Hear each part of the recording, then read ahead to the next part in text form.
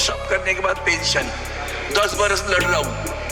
EPS pension 95 800 रुपए 1200 रुपए। नमस्कार साथियों, स्वागत है आपका ईपीएस 95 मिनिमम पेंशन बढ़ोतरी के एक और वीडियो में। साथियों, संसद भवन में हर दिन कोई ना कोई सांसद अब ईपीएस 95 का मुद्दा उठा रहा है और सरकार को घेरने की कोशिश की जा रही है। जी हाँ साथियों, जैसा कि हम सभी को पता है, पहले एनसीपी की सांसद सुप्रिया सुले जी ने और उसके बाद में एम शानमुगम जो डीएमके के सांसद है, उन्होंने ईपीएस 95 का मुद्दा उठाया। और अब 26 जुलाई को अरविंद गणवंत सावंत जो शिवसेना उद्धव ग्रुप के सांसद हैं, उन्होंने ईपीएस 95 का मुद्दा फिर से संसद भवन में उठाया।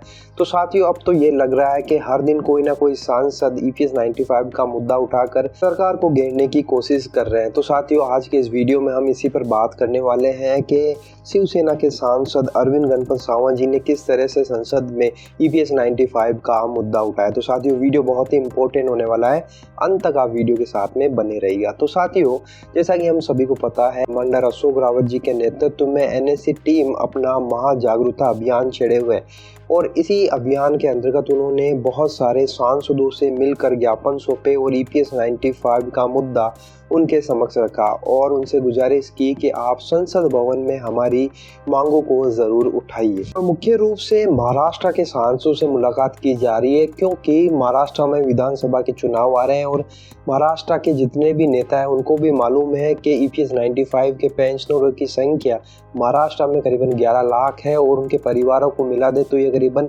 60 से 65 लाख परिवारों की संख्या हो जाती है। तो बहुत बड़ा वोट बैंक है, इसीलिए महाराष्ट्र के जितने भी सांसद हैं वो सपोर्ट कर रहे हैं।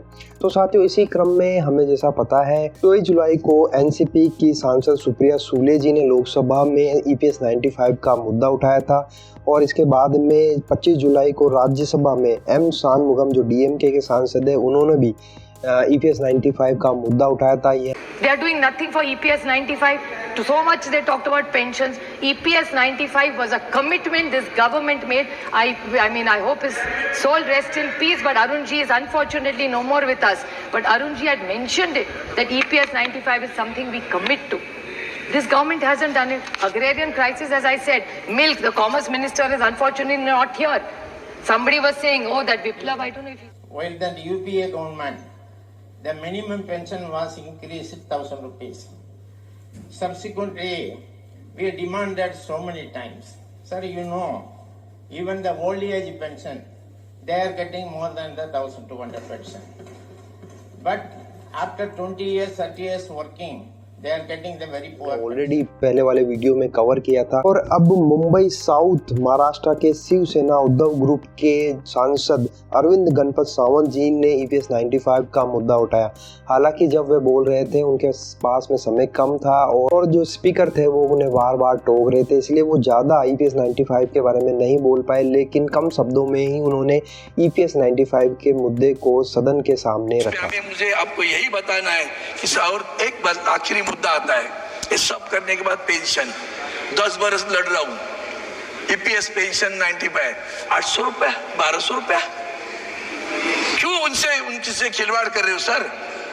और इसलिए मैं आपसे प्रार्थना करता हूँ, महाराष्ट्र के तीन मुद्दे आप यहाँ पर देख सकते हैं, लगातार कोई ना कोई दिन पर कोई ना कोई सांसद ईपीएस 95 का मुद्दा उठा रहा है और अब ये मुद्दा राष्ट्रीय मुद्दा बन चुका है। हर एक सांसद चाहे किसी भी राज्य का, उनको इसके बारे में सब कुछ पता है कि किस तरह से ईपीएस 95 के पेंशनर दर दर की ठोकरें खा रहे हैं, आंदोलन कर रहे हैं क्योंकि उनका हक नहीं मिल रहा है। साथियों, इसी को लेकर 31 और 1 अगस्त को दिल्ली में जंतर मंतर पर एक ध्यान आकर्षण आंदोलन भी किया जा रहा है कमांडर अशोक रावत जी के नेतृत्व में, जिसमें देश भर के पेंशनरों को आमंत्रित किया गया है और सरकार पर दबाव बनाने की कोशिश भी की जाएगी। इस आंदोलन के लिए बहुत सारे सांसदों ने अपना समर्थन दिया है कि हम आपका समर्थन करते हैं और दिल्ली में इस आंदोलन में हम आपके साथ में बने रहेंगे। तो साथियों, अब चारों ओर से सरकार घेरती हुई नजर आ रही है और इस बार दबाव बनाने की पूरी रणनीति एनएससी ने तैयार कर ली है। तो साथियों, अब देखना होगा कि 31 और 1 अगस्त को क्या होता है दिल्ली में और सरकार इस सत्र में किस तरह से ईपीएस 95 के मुद्दे पर जवाब देती है। तो साथियों, आपको एनएससी के प्रयास किस तरह से लग रहे हैं? संसद में उठाए जा रहे EPS 95 के मुद्दे को आप किस तरह से देखते हैं, अपनी राय कमेंट बॉक्स में ज़रूर बताइए। वीडियो अगर आपको अच्छा लगा तो लाइक शेयर कर दीजिएगा। इसी तरह की अपडेट पाने के लिए आप चैनल को सब्सक्राइब ज़रूर कर लीजिए। तो फिर मिलते हैं, तब तक के लिए अपना ख्याल रखिए। जय हिंद, जय भारत।